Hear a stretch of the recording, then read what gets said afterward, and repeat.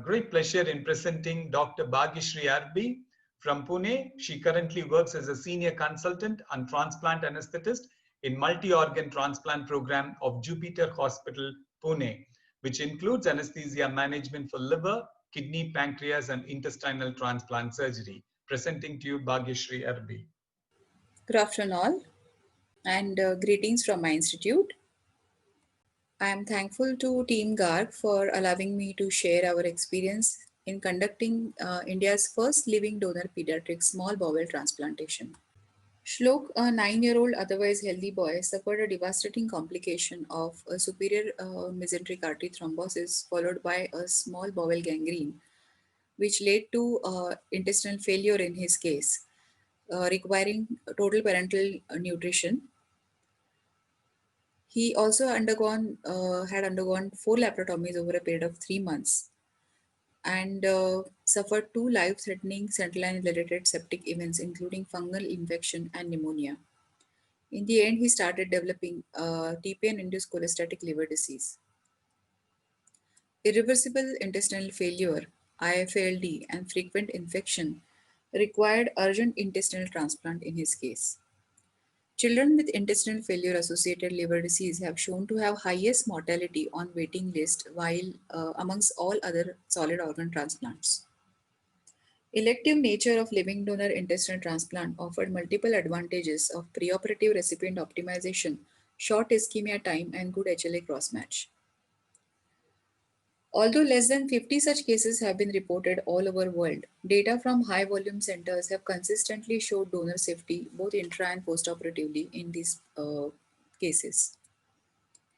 Shlok's father was found to be a suitable donor after HLA crossmatch. He was a 41-year-old ASA1 male.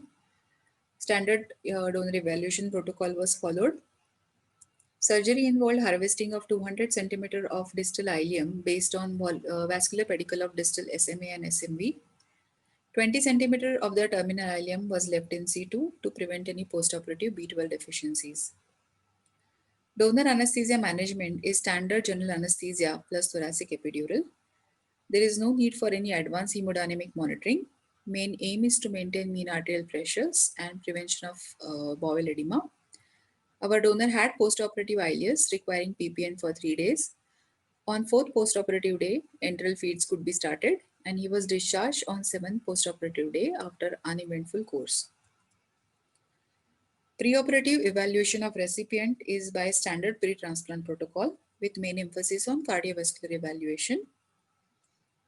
Apart from nutritional assessment, thrombophilia screening and central vein mapping were the mainstay of investigations in these patients. In our case, there was no evidence of thrombophilia, but TEG was found to be hypercoagulable. It was managed by intraoperative low-dose heparin, which was started after the graft came into circulation. Doppler venography also showed no evidence of thrombosis or occlusion. Anesthesia management was standard general anesthesia plus thoracic epidural.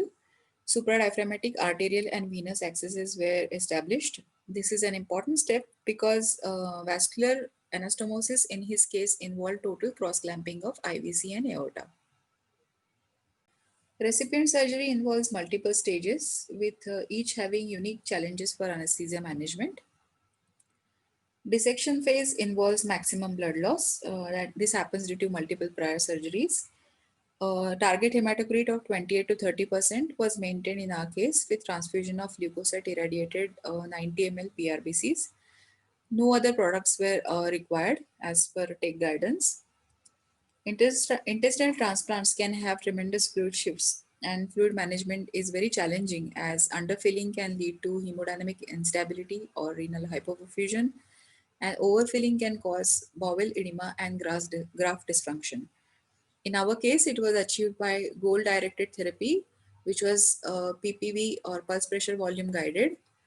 Around 10 ml per kg of total fluids were required. Main cause of sepsis, death in this patient is sepsis, and carefully curated antibiotic policy was decided based on his prior blood culture and sensitivity reports. A combination of meropenem, tigecycline, and micafungin was used. Intraoperative immunosuppression was started with thymoglobulin 3 mg per kg and methylprednisolone 10 mg per kg. Vascular anastomosis involved total cross-clamping of aorta and IVC for up to 42 minutes. Total cold ischemia time was 1 hour 28 minutes, and hemodynamic stability was achieved by fluid management and noradrenaline support. Reperfusion, which can be very challenging with possibility of malignant arrhythmias, but a stable reperfusion was achieved by maintaining potassium levels less than 4 milliequivalent per liter and a normal serum calcium and magnesium levels. Abdominal closure can be challenging in these patients, especially a pediatric patient receiving adult grafts, but we did not experience any difficulty in closure and no difficulty in ventilation thereafter. As all extubation criteria was fulfilled, our patient could be extubated on table and was shifted to PICU with epidural infusion for postoperative analgesia. Subsequent endoscopy and biopsies revealed no evidence of rejection. Enteral feeds were established on postoperative day 10. There was one episode of fever spike which was managed uneventfully. Patients with living donor intestinal transplant have shown improved survival of up to 95% at the end of 1 year and up to 77% at the end of 5 years, which is significantly more than cadaveric transplant patients. These patients can lead near normal life and have better growth and development, especially in pediatric patients. There is freedom from TPN and related complication, which makes it financially viable. This is our patient having his first meal almost after 3.5 months. He was discharged uneventfully on 20th postoperative day. That's our transplant team. Thank you all for patient listening.